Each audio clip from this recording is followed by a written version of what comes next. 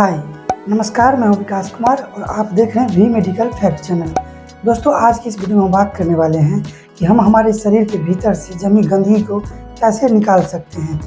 दोस्तों, हमारे भीतर जितने भी बीमारियां होती है, चाहे शुगर की बीमारी हो, किडनी की बीमारी हो, थायराइड की बीमारी हो या कोई भी बीमारी हो जैसे पीसीओडी, स्टोन पथरी इत्यादि, सभी का कारण एक ही होता है, हमारे शरीर में जमी गंदगी। अगर आपके शरीर में गंदगी जमा नहीं होती है तो आप किसी भी बीमारी के शिकार नहीं होती हैं।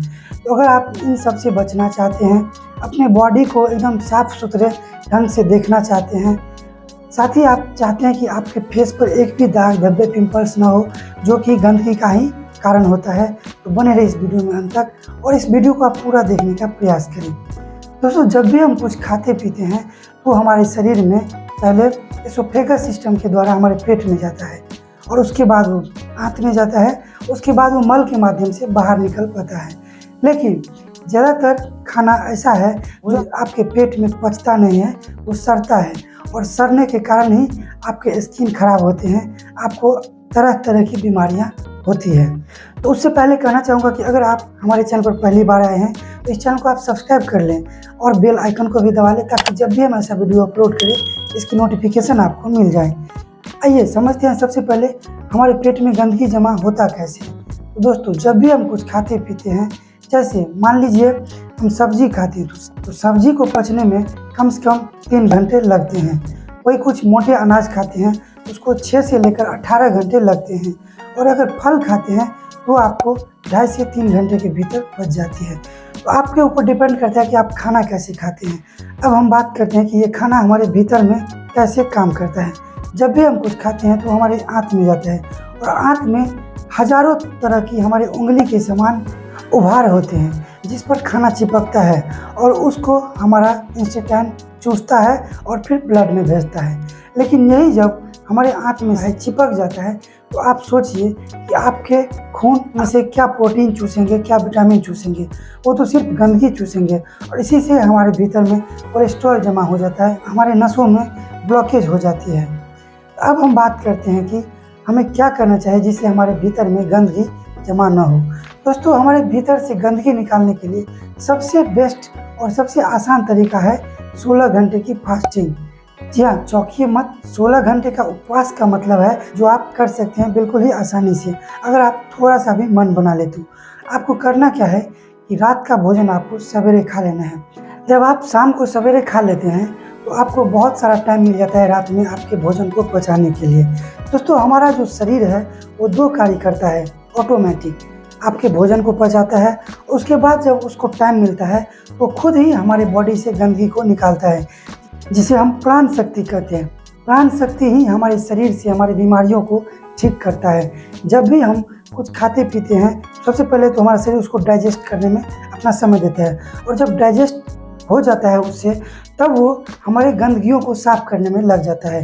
लेकिन अक्सर ऐसा देखा जाता है कि मैक्सिमम लोग खाना दिन भर 3 से 4 बार खा लेते हैं। तो आप सोचिए कि अगर एक भोजन को पचने में कम से कम 6 घंटे 6 से 18 घंटे लगता है तो फिर हमारे बॉडी के पास एक्स्ट्रा टाइम ही कहाँ बच जो हमारा बॉडी हमारे भीतर गंदगी को निकाले। इसलिए आप जब एक्स्ट्रा टाइम देते हैं अपने बॉडी को तो उस एक्स्ट्रा टाइम में आपका बॉडी आपके भीतर से गंदगी को डिटॉक्स करती है, जिसे अंग्रेजी में हीलिंग पावर कहा जाता है। दोस्तों, हीलिंग पावर वो होता है जब हम सो रहे होते हैं तो हमारा शरीर पूरे ऑर्गन को, हमारे भीतर में जितने ऑर्गन हैं सभी को सफाई करते हैं, गंदगी वगैरह इत्यादि को बाहर निकालने का काम करते हैं। तो जब हम एक्स्ट्रा टाइम देंगे हमारे बॉडी को तब। लेकिन अगर हम खाते ही रहेंगे दिन भर 3 से 4 बार हम लंच ले लेते हैं, डिनर ले लेते हैं, उसके बाद फिर शाम में आप कुछ हल्का फुल्का सॉफ्ट लंच ले लेते हैं, फिर हमारे बॉडी में एक्स्ट्रा टाइम बचता कहाँ है हमारे बॉडी के लिए जो खुद हमारे बॉडी को डिटॉक्स करें। इसलिए आप 16 घंटे की फास्टिंग ज़रूर करें। रात का भोजन आप सवेरे खा लें और सुबह में आप हल्की फुल्की एक्सरसाइज ज़रूर करें, व्यायाम करें, वॉकिंग करें और सबसे पहला जो काम होता है आपको वो आप नींबू पानी का सेवन करें।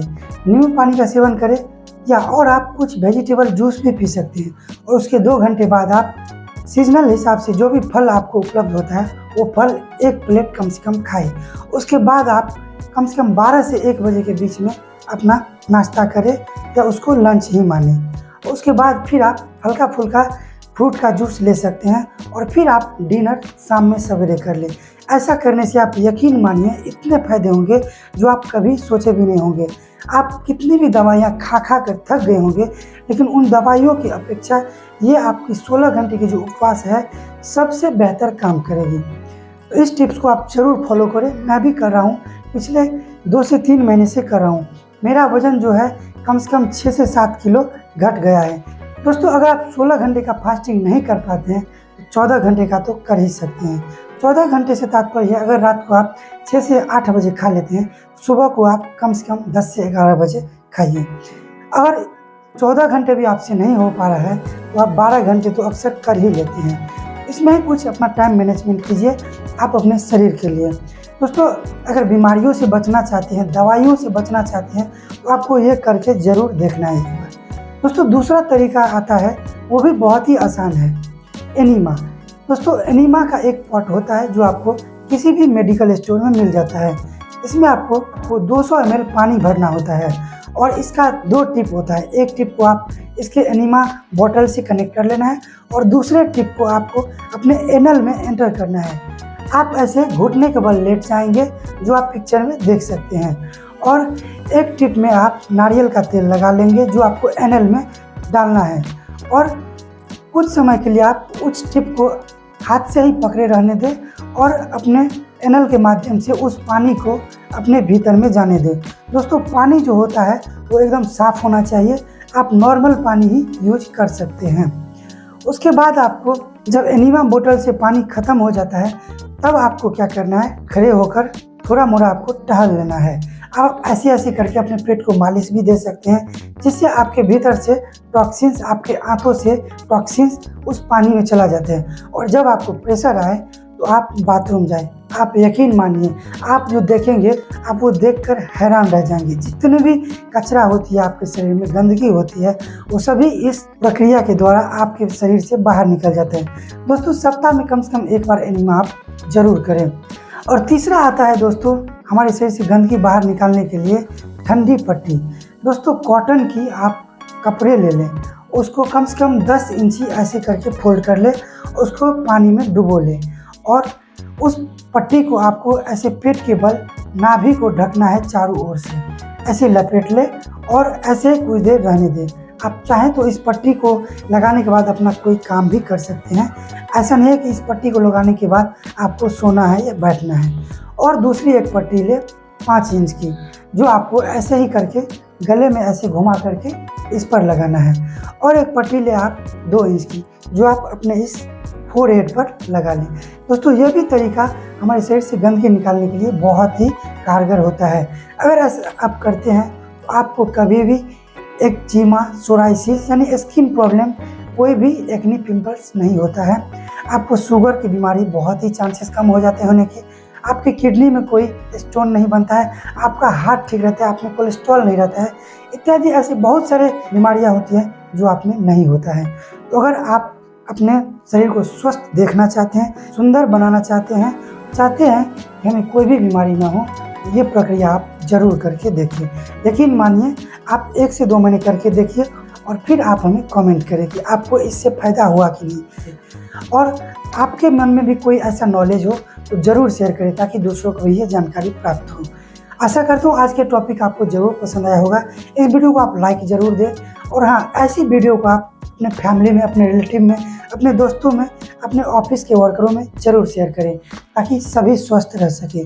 दोस्तों, हमारा शरीर प्रकृति के द्वारा एक ऐसा गिफ्ट है जो इस पर्यावरण में सबसे बेस्ट जीवन माना जाता है, लेकिन हमारे ऊपर डिपेंड करता है कि हम इसको कैसे मैनेज करें, कैसे इसको स्वस्थ बनाएं और सुंदर बनाएं। मिलते हैं फिर अगले वीडियो में एक ऐसे ही टॉपिक के साथ। तब तक के लिए टेक केयर।